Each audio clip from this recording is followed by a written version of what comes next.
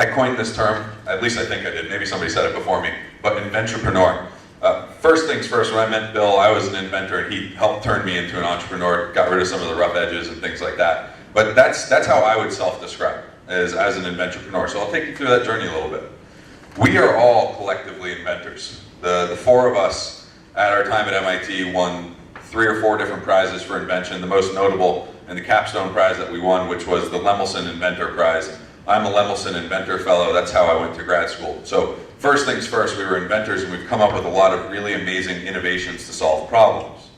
But then you add the entrepreneur component to it, which was what we've learned and how to commercialize that technology and get it out to the market. Key point here. This discussion has been we the entire time. Everything I've said has been we did this, we did that, not I. The key to building a good organization and a good company goes back to the roots of the word company, which means a group of people. At its most distilled level, a business is nothing more than the sum of the people that you bring together. And in the very early days, building a key and amazing team, pulling together the key resources that you need internally, was absolutely critical. For us, this was mostly a technology play, so we needed an amazing technical team to at least get the minimum viable product out the door. We did a lot of the learning ourselves in terms of what it meant to hustle and start building a business. It wasn't until we started giving demos, more and more demos, that we figured out where the 3D printer made the most sense to start. Our original business model was kind of the idea of, hey, if you own a 3D printer, we'll sell you an automation kit and a cloud connection kit so that you can upgrade your printer and then rent out time to other people. But in doing that survey, we found out nobody wanted that. When we started doing more and more of these demos, what do we see here? 1 kid, 2 kids, 3 kids, Mateo, another kid, and then parents. Kids were fascinated with 3D printing. And this kind of triggered a thought in my head that 3D printing, just like the PC 30 years ago has sparked this revolution in coding, 3D printing is going to spark that exact same revolution in the next generation of designers and engineers and scientists. Learning to design and manufacture for 3D printing. It's not going to be something that we're going to see happen overnight. It's going to take these kids to get through school and make a little bit of money so that they can start revolutionizing industries. But mark my words, it's going to happen because of the next generation, not because of old thinking using 3D printing. And once we recognized that, one of the first things we did is we went out and partnered with a few key organizations.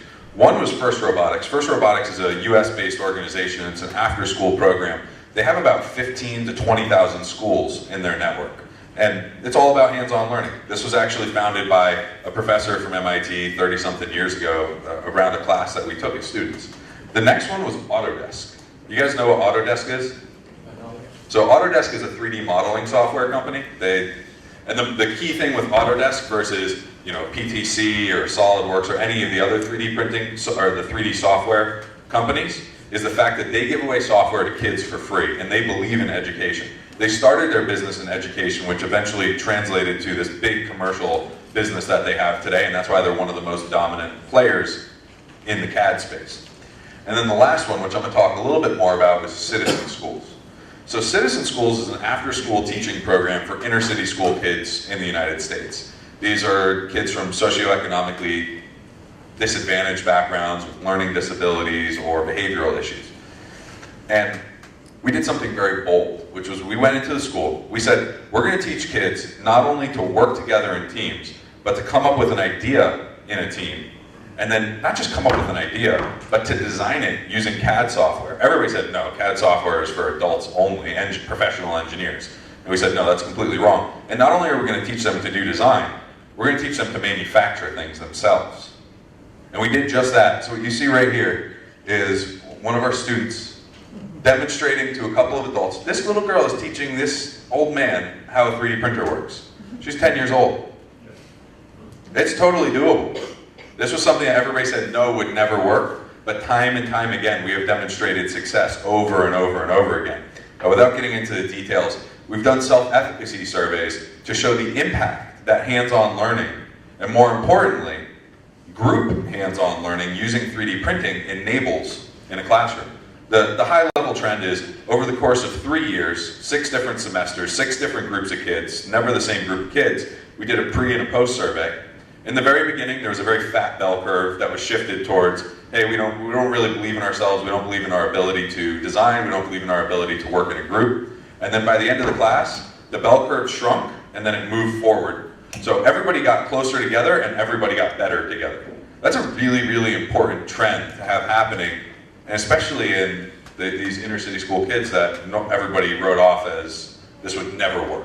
3D printing would never be able to work in that classroom. And we completely dispelled that notion.